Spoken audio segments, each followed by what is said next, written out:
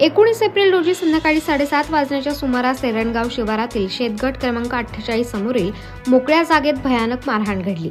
या घटनेत फिर्यादी भाऊराव भिका अहिरे वय वर्ष 55 व्यवसाय शेती आणि त्यांचे जवळचे नातेवाईक गंभीर जखमी झाले, तर बबन भिका अहिरे वय वर्ष 65 हे मयत झाले।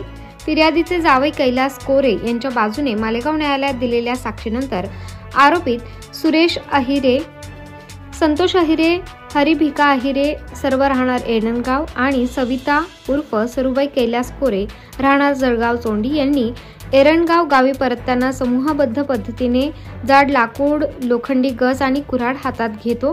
यावेळी त्यांनी भाऊराव भिका अहिरे यांच्यावर धाडसीपणे हल्ला करून डोक्यावर व शरीरावर बारकावे व घावी करत मारहाण केली।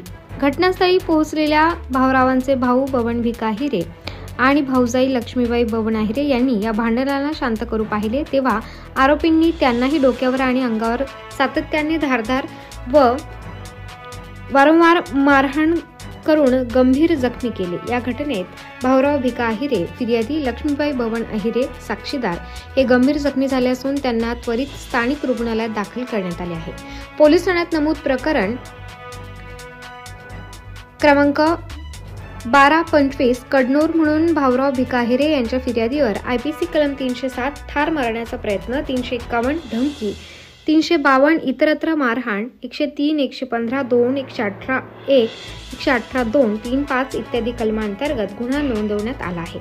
या गुन्ह्याचा तपास सहाय्यक पोलीस निरीक्षक प्रीती सावंजी यांच्या मार्गदर्शनाखाली सुरू असून परिसरातील मिळालेल्या साक्षीदारांची चौकशी आणि भौतिक पुरावे गोळा करण्याचे काम वेगाने सुरू आहे। घटनास्थळाची फॉरेन्सिक तपासणी, आरोपींची धरपकड आणि पीडितांच्या प्रकृतीबाबत अद्ययावत माहिती लवकरच प्रसारित केली जाणार आहे। प्रबंधभूमी न्यूज आपल्या वाचकांना या प्रकरणातील ताज्या अपडेट्ससाठी सतर्क ठेवेल। त्यासाठी प्रबंधभूमी चॅनलला सबस्क्राईब करा, बेल आयकॉन दाबा, बघत रहा प्रबंधभूमी महाराष्ट्र न्यूज।